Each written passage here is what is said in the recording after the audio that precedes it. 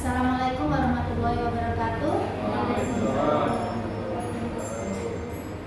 Selamat siang Bapak Ibu Guru yang terhormat Bapak Hasan Mustafa sebagai Kepala Sekolah serta Bapak Ibu Guru yang saya banggakan.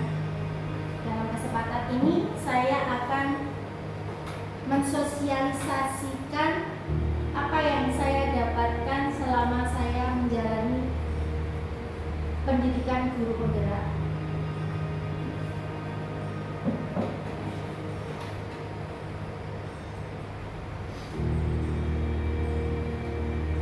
Sosialisasi aksi nyata modul 1.4 tentang budaya positif. Di sini saya menampilkan kami kita teman-teman semua guru, ada 11 guru. Budaya positif. Apa itu budaya positif? Pada kesempatan ini saya akan menjelaskan 8 komponen pada budaya positif. Yang pertama, paradigma belajar, disiplin positif, nilai kebajikan, teori motivasi, kebutuhan dasar manusia, posisi kontrol, keyakinan kelas, dan segitiga restitusi. Jujur Bapak Ibu, saya baru tahu ilmu seperti ini selama saya mengikuti pendidikan guru penggerak. Sebelumnya saya tidak tahu apa itu restitusi, apa itu kebutuhan dasar, teori motivasi. Mungkin kita sudah melaksanakan semuanya, hanya bagi kita sesuatu yang baru mungkin Next, budaya positif. Budaya positif adalah perwujudan nilai dan kebiasaan di sekolah yang berpihak pada murid agar mereka dapat berkembang menjadi pribadi yang kritis, berkarakter, dan bertanggung jawab.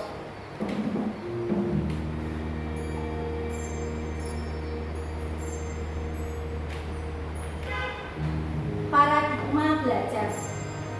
Selama ini bagaimana seseorang bisa merubah paradigma stimulus respon kepada pendekatan teori kontrol.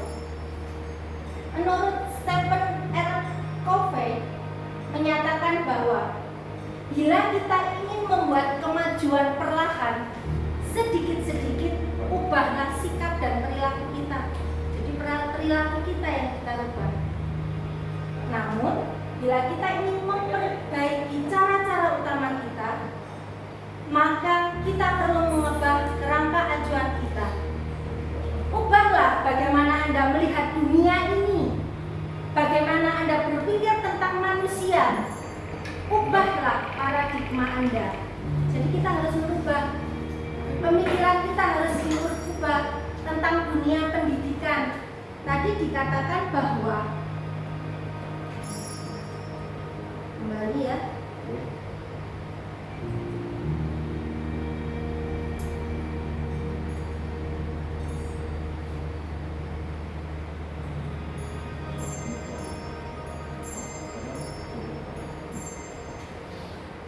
bahwa kita harus berpihak pada murid.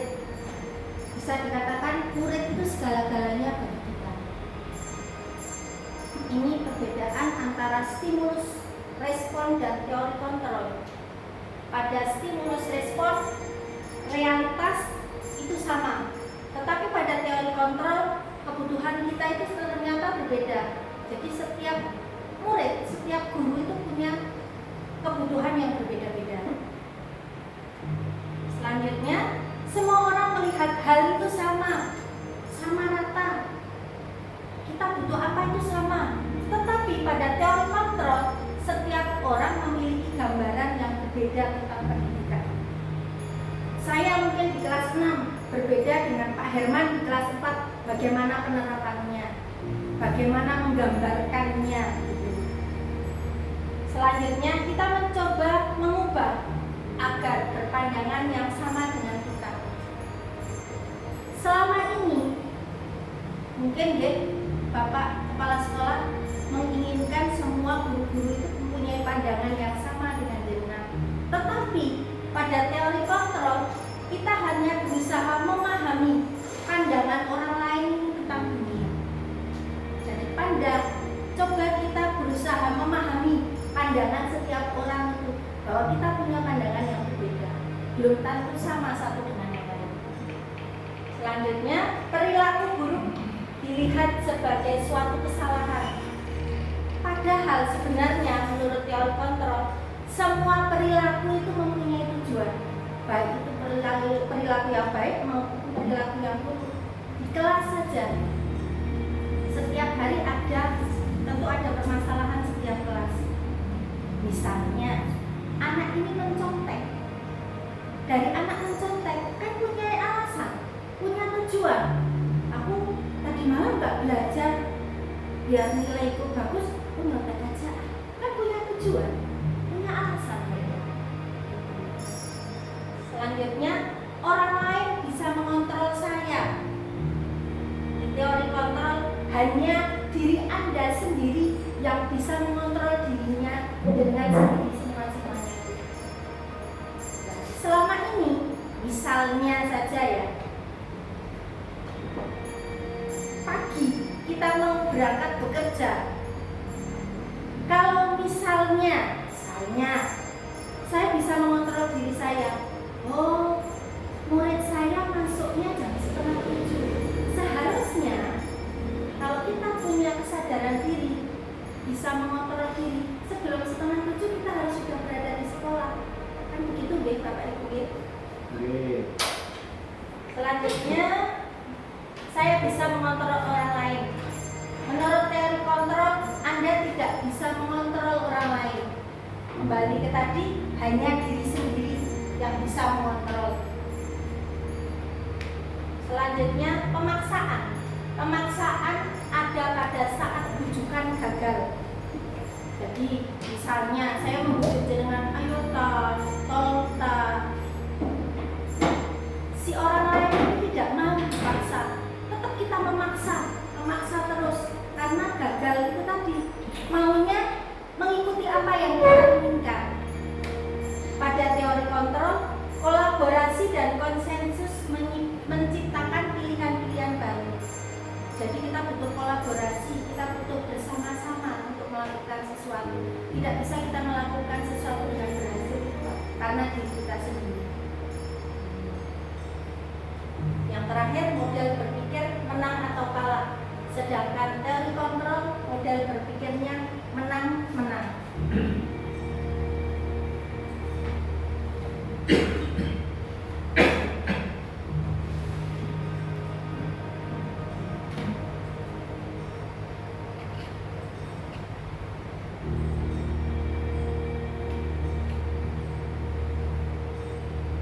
Disiplin positif.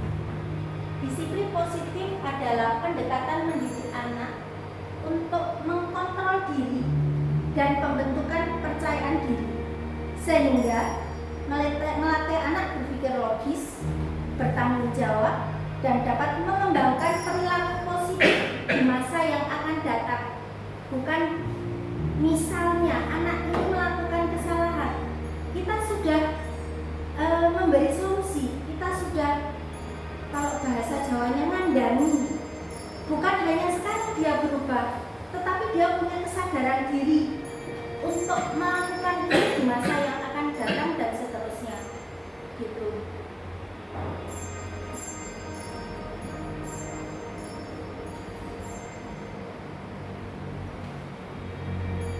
Bapak Ibu kok tenang sekali ya. Kita ice breaking dulu ya. Kita ice breakingnya begini. Tepuk semangat. Tepuk semangat. Semangat. Yeay. Bisa nggak Bapak Ibu deh? Ulangi lagi apa bisa? Bisa. Oke, yuk. Tepuk semangat. Semangat. Semangat. Yeay.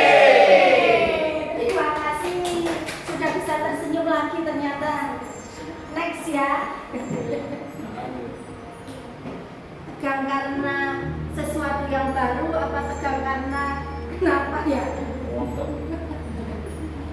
Lanjut, nilai-nilai kebajikan. Sebenarnya nilai-nilai kebajikan itu sudah tidak asing lagi. Di sini saya tandai dengan merah profil pelajar Pancasila. Saya kira Bapak Ibu sudah luar biasa mengenal dan mengetahui serta memahami nilai profil pelajar Pancasila.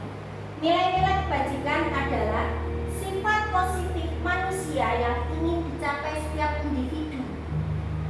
Salah satunya adalah nilai-nilai kebajikan yang dicapai dikenal dengan profil pelajar Pancasila yang meliputi beriman dan bertakwa kepada Tuhan Yang Maha Esa, berakhlak mulia, mandiri, bernalar kritis, berkebinekaan global, gotong royong dan mandiri. Oh, ada lagunya, ada yang nyanyi, sudah nyanyi pinter. Next.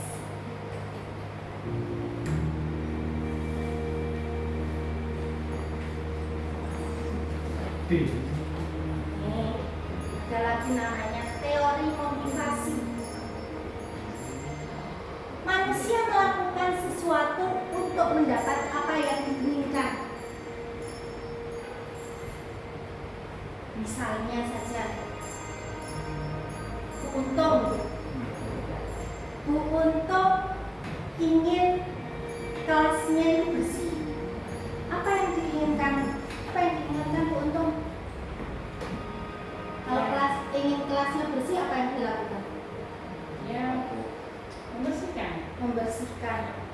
Kalau misalnya Novi kepingin muridnya ini tadi mempunyai bakat yang luar biasa, apa yang dilakukan? Menanyakan minat dan bakatnya. Mungkin yang lain bisa membantu melatih. Apalagi Pak Wafi? Belajar. Pokoknya dia semua kok nyambung jos pokoknya. Menurut Diana Gosset, ada 3 motivasi perilaku manusia.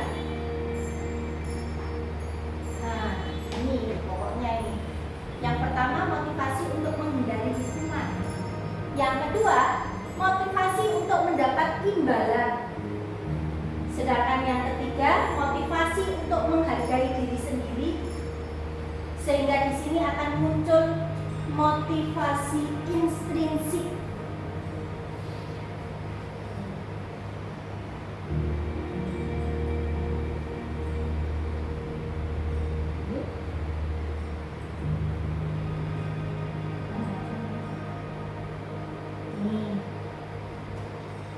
Motivasi untuk menghindari hukuman.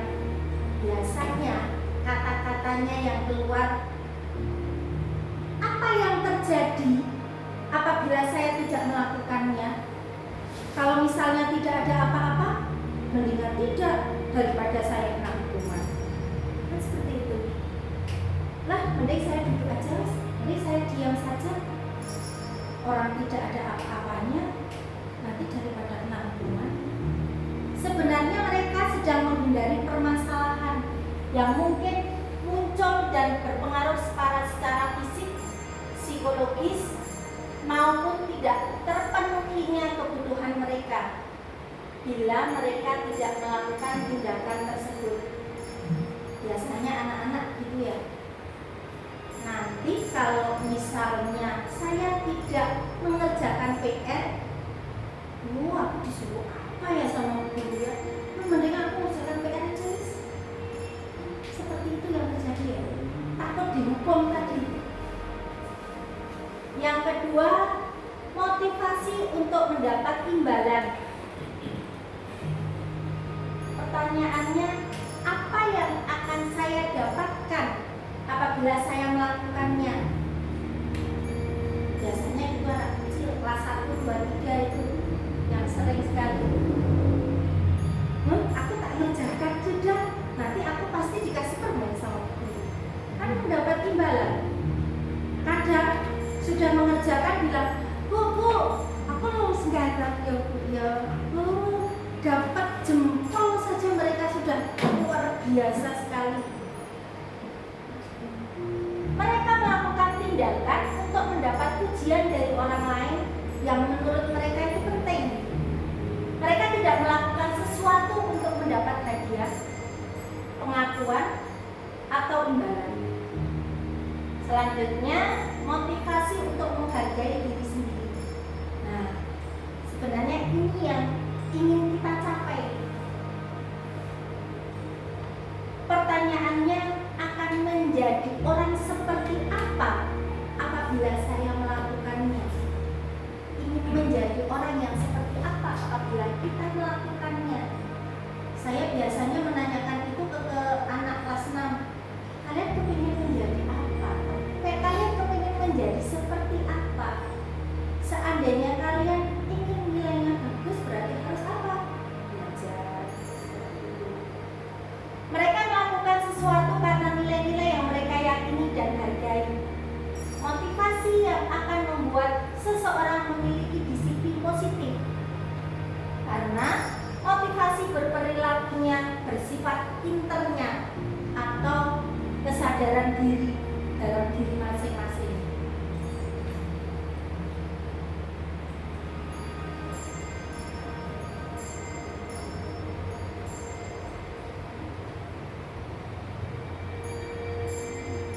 Kebutuhan dasar manusia. Semua orang senantiasa berusaha untuk memenuhi kebutuhannya dengan berbagai cara. Bila mereka tidak bisa mendapat kebutuhannya dengan cara yang positif, maka dia akan melakukannya dengan melanggar peraturan, melakukannya tidak sesuai dengan nilai-nilai kebajikan. Dia akan melakukan sesuatu yang buruk. Kenapa? Karena terpaksa. Ada 5 kebutuhan dasar manusia. Yang pertama, bertahan hidup. Yang kedua, cinta dan kasih. Ketiga, penguasaan. 4, kebebasan dan kesenangan. Tanya, sekarang Bu Untung nomor 2 sudah dapat? Alhamdulillah, Bu Untung sudah dapat cinta dan kasih sayang ya Pak.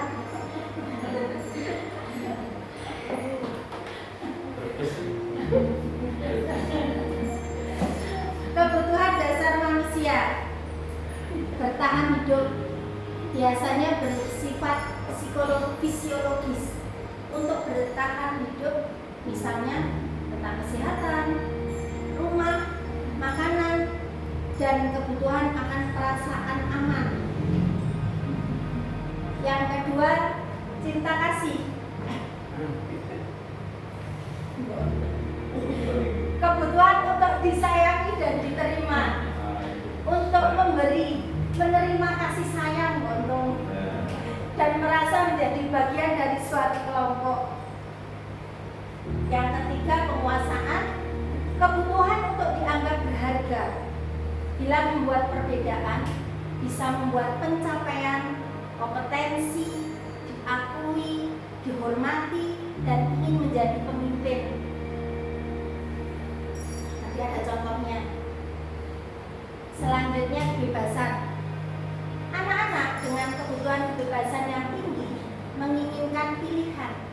Mereka perlu banyak bergerak, suka mencoba-coba, tidak terlalu terpengaruh dengan orang lain, senang mencoba sesuatu yang baru dan menarik.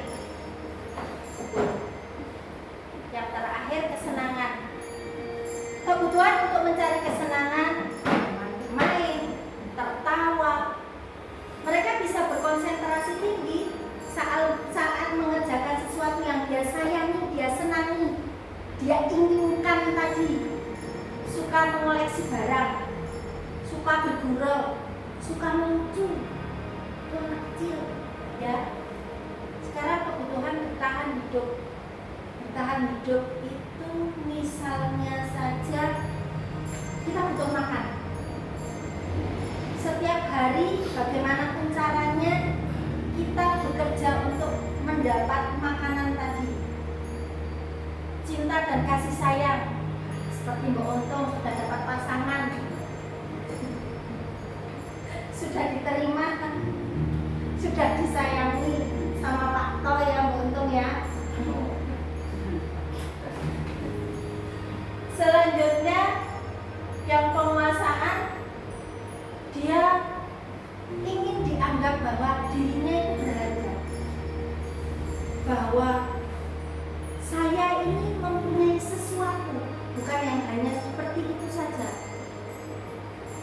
kebebasan.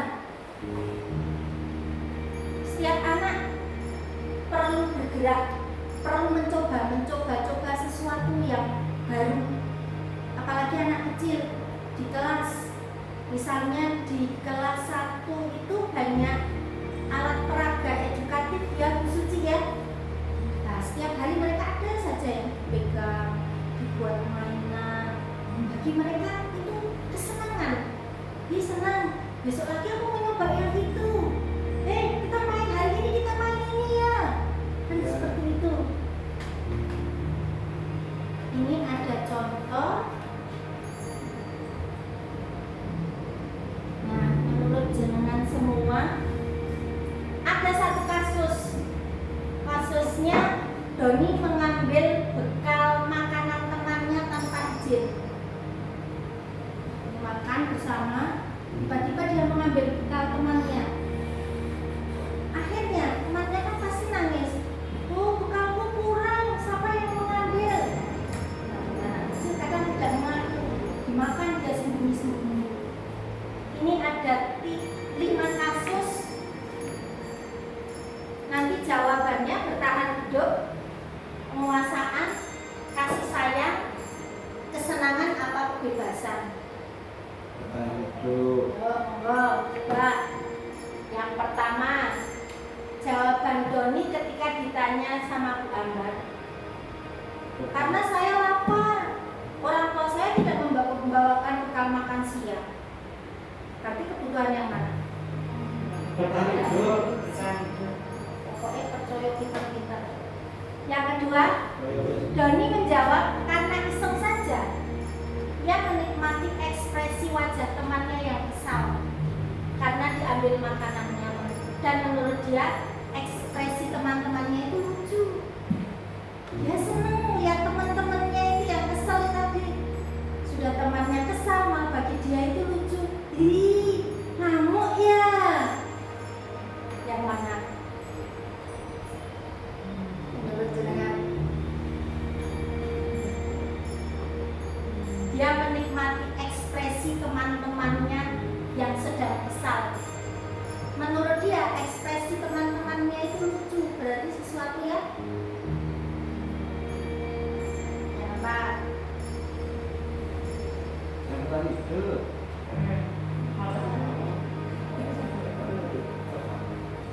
Pak. Senangan. Oke, next ya. Kita ketiga.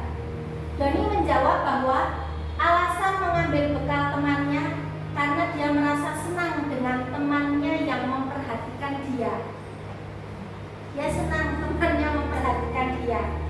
Ketika temannya melaporkan tindakan kepada gurunya memberitahu orang tuanya sehingga orang tuanya jadi memperhatikan dia. Dia senang gurunya diperhatikan, orang tuanya diperhatikan. Berarti yang mana? Kasih sayang. Pinter sih ternyata. Iya. Luar biasa. Yang keempat, jawaban Doni merasa bosan dengan bekal makanan yang dibawakan ibunya. Karena ibunya selalu membawakan bekal yang sama. Oleh karena itu, dia ingin mencoba makanan temannya yang beraneka ragam. Kebebasan. Yang kelima, jawaban Doni, dia merasa hebat karena temannya jadi takut sama dia dan menuruti keinginannya. Penguasaan. Mana coba kita buktikan. Dapat 100 nih. Nah, yang pertama bertahan hidup, yang kedua kesenangan, ketiga kasih sayang, kebebasan dan penguasaan. Oke, 100. Terima kasih. Coba kemarin waktunya saya ngerjakan dan tak ajar. Pasti 100.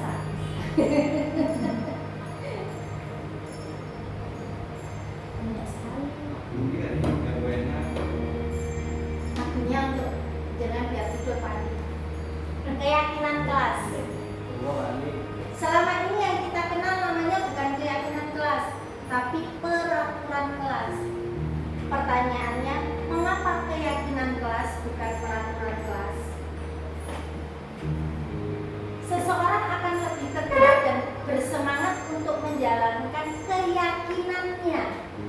daripada hanya sekedar mengikuti serangkaian peraturan tertulis tanpa makna. Murid-murid pun demikian. Mereka perlu mendengarkan, memahami arti sesungguhnya tentang peraturan yang diberikan. Apa nilai-nilai kebajikan yang dibalik peraturan tersebut? Apa tujuan utamanya? Dan menjadi tidak tertarik atau takut sehingga hanya sekedar mengikuti serangkaian peraturan yang mengatur mereka tanpa memahami tujuan. Selama ini kalau peraturan yang membuat siapa? Bapak Ibu. Tetapi untuk keyakinan kelas itu yang membuat bersama. Kalau sudah yang membuat bersama, akhirnya dia akan sadar diri untuk melakukannya.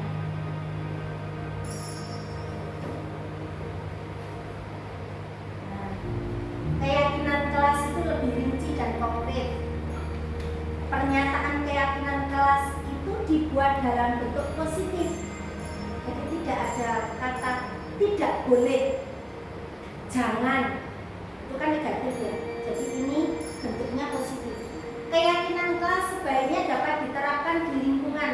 Jadi kita melihat lingkungan baru kita membuat keyakinan kelas.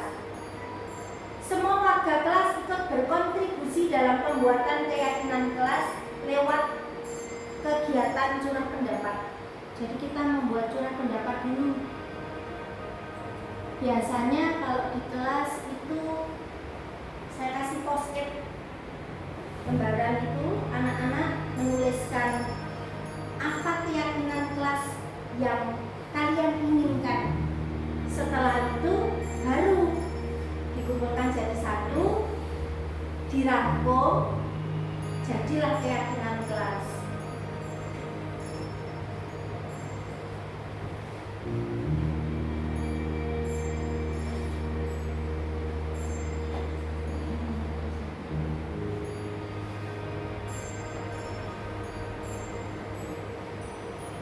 Ini peraturan dirubah menjadi keyakinan kelas. Selama ini kalau peraturan kelas berbunyi harus memakai seragam lengkap sesuai dengan jadwal yang telah ditentukan. Tetapi biasanya kalau yang peraturan kelas kan kita yang buat, ya Bapak Ibu. Tetapi kalau keyakinan kelas cukup dituliskan tertib dalam pemakaian seragam. Kalau tertib berarti yang lengkap, ya sesuai dengan hari ini, gitu. Yang kedua, dilarang terlambat datang ke sekolah. Ini kan bunyinya seperti itu ya. Kalau sekarang jadi keyakinan kelas datang tepat waktu, jadi positif. Ketiga, tidak boleh menghina dan mengganggu teman. Kelas sering sekali ada anak-anak jahil ya. Di keyakinan kelas berbunyi saling menghormati dan menghargai. Yang keempat, dilarang berbicara dan tidak memperhatikan saat pelajaran berlangsung. Keyakinan kelasnya berbunyi menjaga keamanan dan kenyamanan. Jadi di kelas dia merasa aman, di kelas dia merasa nyaman. Bagaimana caranya? Ya dengan tidak berbicara, tidak mengganggu temannya. Yang kelima, selalu kembalikan buku ke tempatnya. Sebab keyakinan kelasnya berbunyi tanggung jawab. Jadi dia punya tanggung jawab. Setelah mengambil buku ya kembalikan ke tempatnya. Sampai di sini peraturan kelas dan keyakinan kelas bagaimana Bapak Ibu? Next. Itu saya kosongi. Saya yakin Bapak Ibu di kelas semuanya sudah membuat keyakinan kelas. Yakin. Hanya bunyinya berbeda-beda menyesuaikan dengan kelasnya masing-masing. Kalau yang tidak punya kelas, Kalau yang tidak punya peraturan kelas, panggung, Mbak. Peraturan lapangan. Peraturan lapangan. Panggung, Mbak.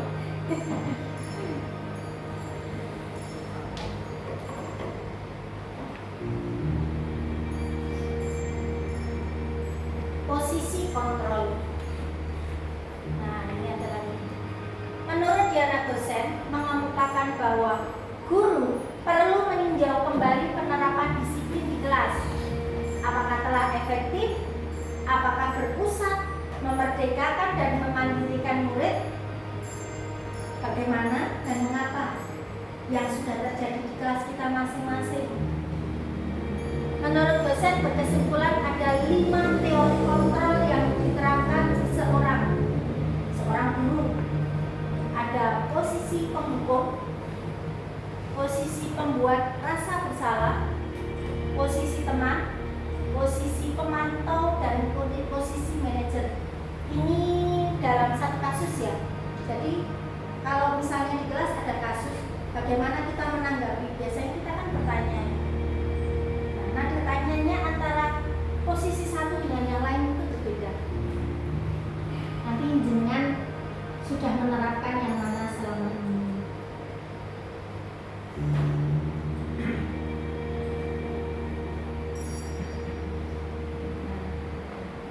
Posisi penghukum biasanya nadanya suara tinggi, bahasa tubuhnya matanya melotot.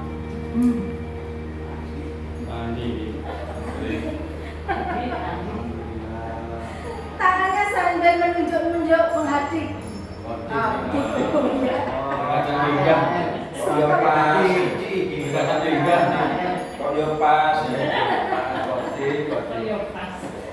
Nanti jenengan merasa sendiri selama ini jenengan menerapkan posisi yang mana. Kemudian yang kedua, posisi pembuat rasa bersalah. Nadanya biasanya suaranya memelas, halus, sedih, bahasanya tubuh merapat pada anak, lesu sehingga mereka akan merasa bersalah. Ternyata ada semua di sini. Lengkap. Selanjutnya posisi teman. Nada suara ramah, akrab, bercanda, bahasa tubuhnya biasanya merapat ke murid, mata, senyum, jenaka, sehingga murid itu senang dan akrab dengan guru.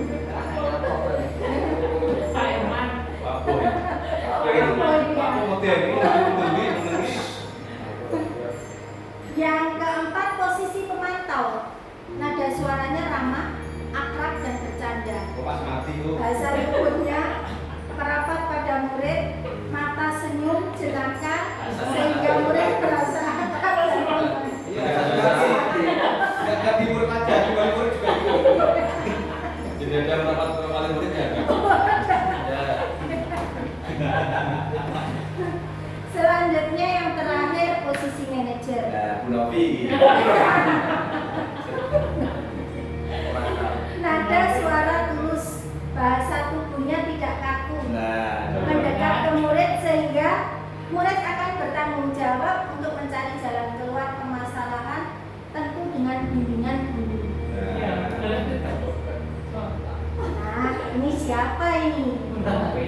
Kalau posisi menghukum bilangnya, awas kamu kalau melakukan lagi.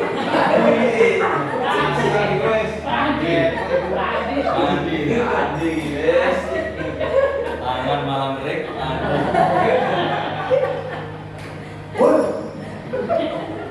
Selanjutnya yang kedua, posisi pembuat rasa bersalah. Kamu seharusnya sudah tahu bahwa yang kamu lakukan itu salah. Asal ibu. Azan itu.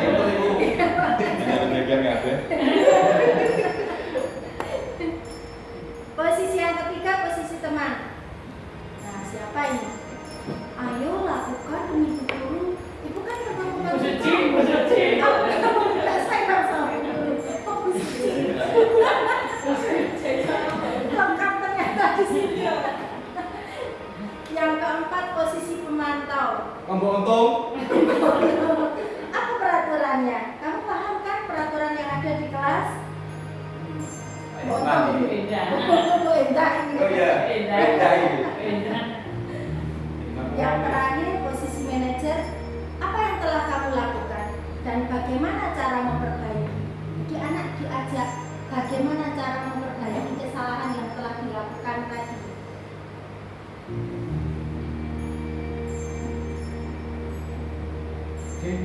Nah, ini ada namanya segitiga restitusi.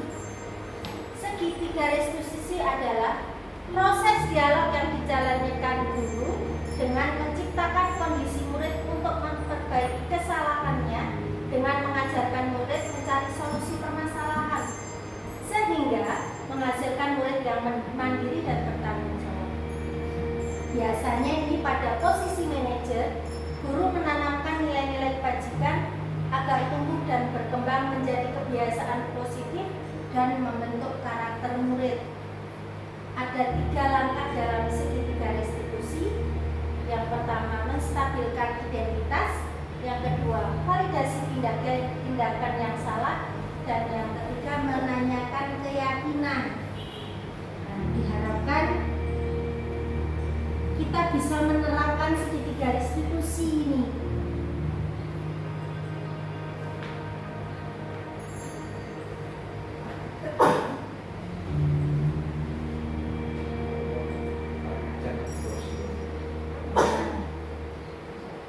Menstabilkan identitas. Anak yang melanggar peraturan karena sedang mencari perhatian adalah anak yang sedang mengalami kegagalan. Kalau kita mengkritik dia, maka kita akan tetap posisi gagal. Kalau kita ingin dia menjadi reflektif, maka kita harus meyakinkan si anak. Diyakinkan. Biasanya anak ditanya kan jawabannya sewot. Siapa tadi yang melakukan? Gua. Saya. Nah, jadi kita harus menyadarkan dia bahwa yang dilakukan itu salah dan bagaimana cara memperbaiki. Validasi tindakan. Mungkin kita tidak suka sikap seseorang anak yang terus-menerus merengek. Tapi bila sikap itu mendapat perhatian kita, maka telah memenuhi kebutuhan anak. Setiap anak perlu diperhatikan di Bapak Ibu ya. Tidak ada namanya anak kepingin dikucilkan. Pasti ada. Anak melakukan sesuatu tindakan kebanyakan karena dia ingin diperhatikan gurunya. Kelas 5 yang naik kelas 6 itu ingin diperhatikan Bu Novi katanya. Yang ketiga, menanyakan keyakinan. Ketika langkah 1 dan 2 telah tercapai, maka anak akan siap untuk dihubungkan dengan nilai-nilai yang dia percaya dan berpindah menjadi orang yang dia inginkan. Penting untuk menanyakan ke anak di depan seperti apa nantinya yang mereka inginkan. Apakah kamu ingin menjadi orang sukses, bertanggung jawab, dan bisa dipercaya? Itu endingnya ya.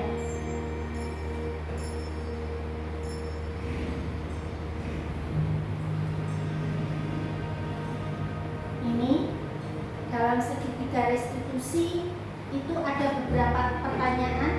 Pada validasi tindakan yang pertama menstabilkan identitas. Kemudian yang kedua, pada validasi tindakan yang salah ada kalimat kamu tentu punya alasan mengapa melakukan itu. Ada cara yang lebih efektif untuk mendapatkan yang kamu butuhkan. Kemudian menanyakan keyakinan. Pertanyaannya, keyakinan kelas apa yang telah disepakati oleh kita? Kamu ingin menjadi orang yang seperti apa? Nanti ada contohnya. Kalau nggak ada contohnya masih lanjut. Ini aksi nyatanya.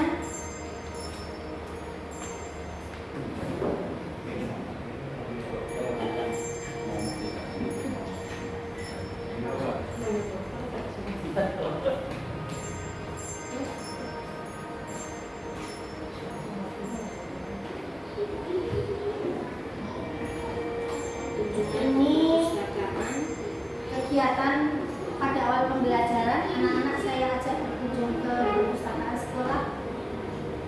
Mereka saya ajak menjadi anak yang mandiri. Biasanya kegiatan ini saya laksanakan setiap hari Senin setelah upacara bendera.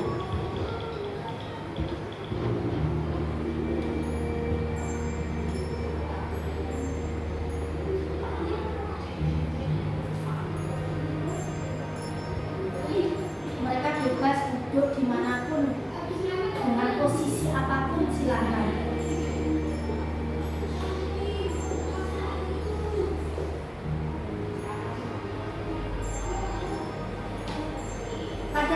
kegiatan literasi, biasanya saya meminta beberapa anak untuk mempresentasikan apa yang sudah dia baca. Ini contohnya.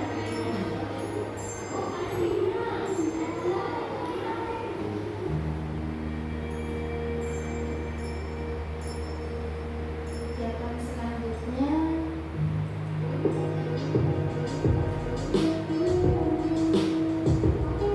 pembelajaran di dalam kelas. Murid saya ajak bergotong royong dan kreatif dalam pembuatan alat peraga efektif sederhana. Mereka diberi kebebasan untuk menentukan sendiri alat peraga yang ingin dibuat. Ini secara kelompok, setiap kelompok berbeda. Kemudian mereka saya minta untuk membuat videonya sendiri. Jadi mulai dari bahan, persiapan, cara membuatnya, jadi sampai mereka menjadikan sebuah video edukatifnya. Anak sekarang kreatif, pintar mereka. Dewasa. Ya. Dokter.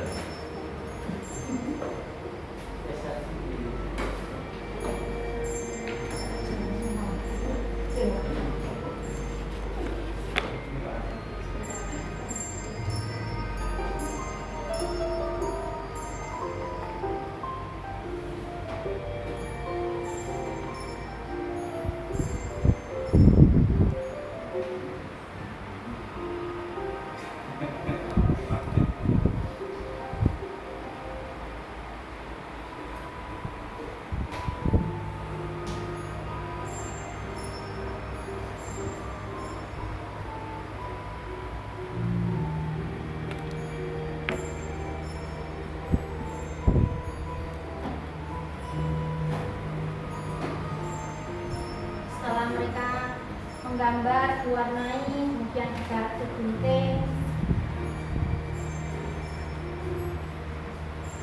gambarnya diletakkan.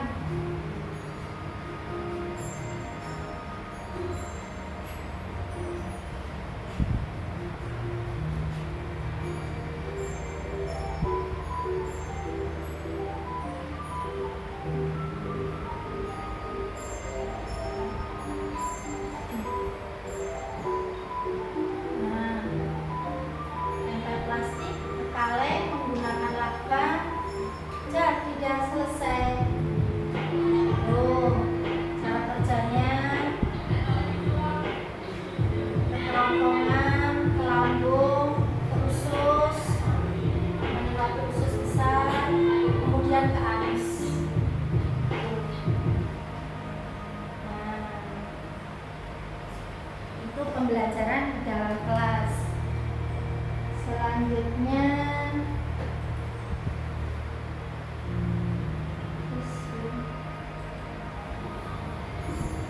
ini untuk pembelajaran di luar kelas. Murid diajak bernalar kritis.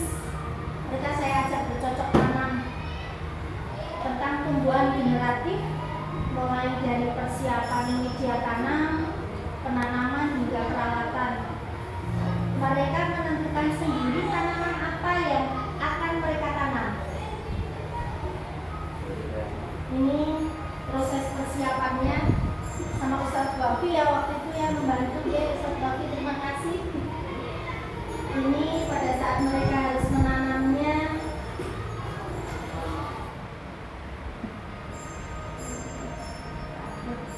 macet.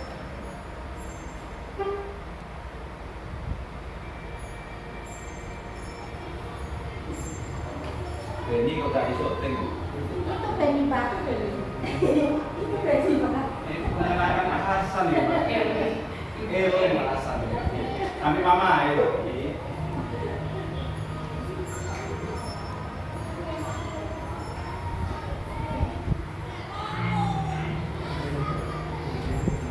Mereka senang sekali terbantah. Saya ajak belajar di luar kelas.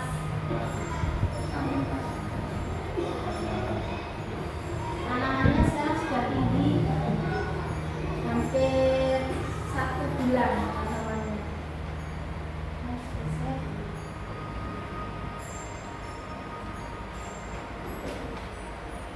Nah, ini keyakinan kelas. Keyakinan kelas saya buat dengan poster. Kemudian setelah itu saya tempelkan di kelas. Itu ada beberapa ini yang sudah jadi. Saya buat banner.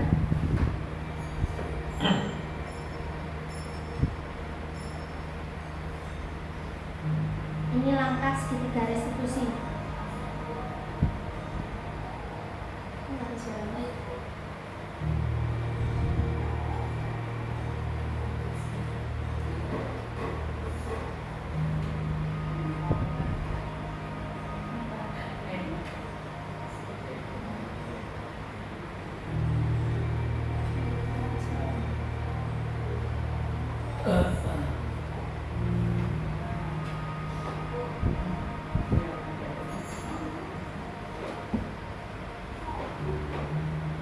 Ini ceritanya pinjem ballpoint, pinjemi.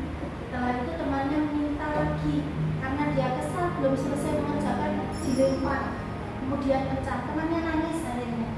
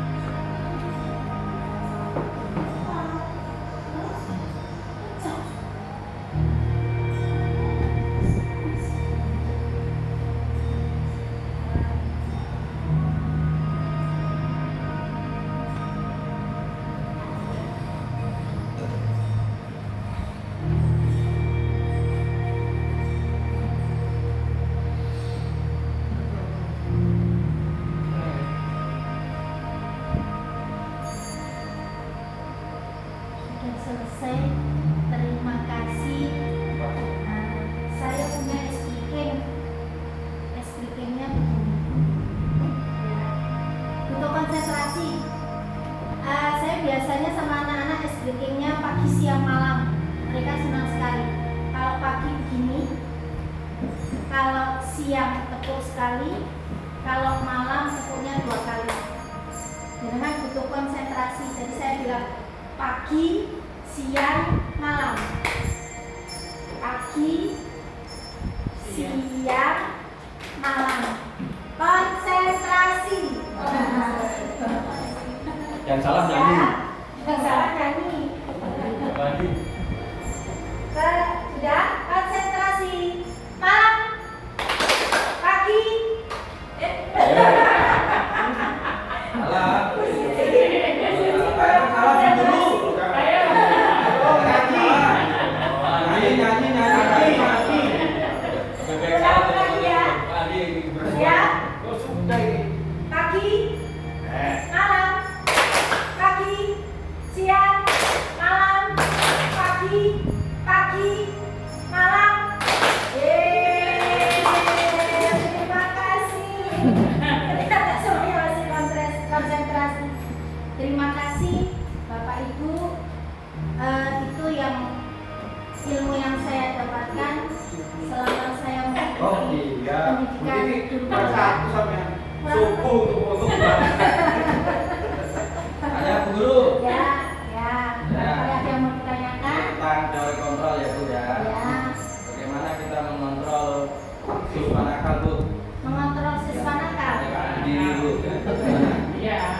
apa kalimat contoh kalimat yang dipakai?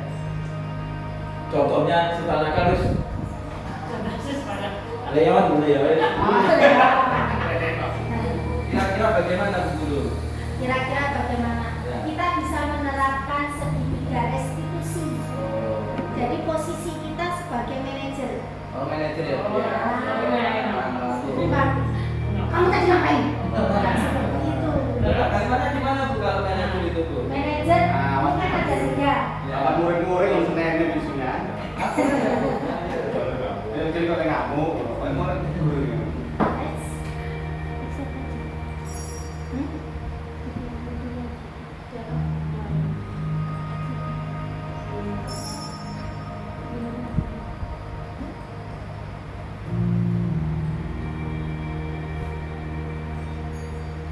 Pada segitiga restitusi itu kan ada 3 langkah, Pak.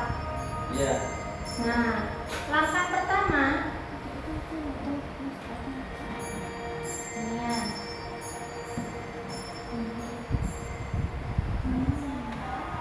Nah, ini contohnya. Pertama yang kita lakukan itu menstabilkan identitas dulu. Ditanya,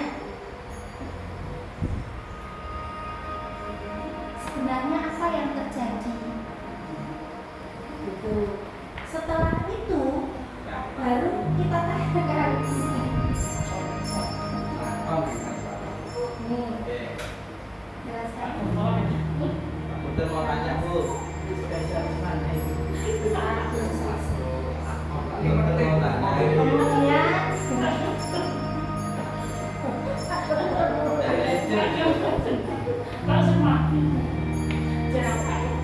nah, kalau sebenarnya harapan kami ya, kita menerapkan pada posisi manajer dengan 3 posisi kontrol tadi. Kadang saya sendiri biasanya sering posisi teman. Ternyata ada 3 langkah ini. Untuk apa? Agar dia itu, kamu ingin menjadi apa? Kamu mau menjadi seperti apa? Nanti endingnya seperti itu ya, bisa. Berlaku untuk siswa yang sedang Semuanya. Jadi kembali ke diri kita sendiri. Tadi kan makanya sudah bilang ya, kembali ke diri kita sendiri ya. Jadi Satu Bu yang ditanyakan, gimana mengatasi murid yang selalu apa? Selalu lapar. Ya kalau selalu lapar, kalau Pak Andi punya berikan naskah Pak. Setiap hari. Iya. Mana kalian?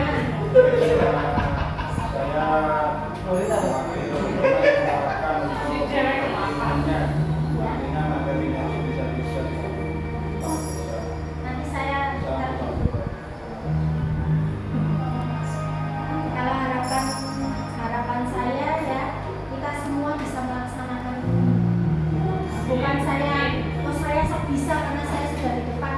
Saya pun masih harus untuk belajar. Terus terang saya belajar di modul 1.4 itu saya baca kalau tidak salah 100 lebih ya halaman yang harus saya pelajari, saya komentari, saya buat tugasnya itu ya sampai 3 hari. diapakan itu Bu? Diapakan? Yang itu diapakan Bu? Dibaca ya, dikomentari. Sudah, terima kasih. Barangkali ada pertanyaan lagi? Sampun?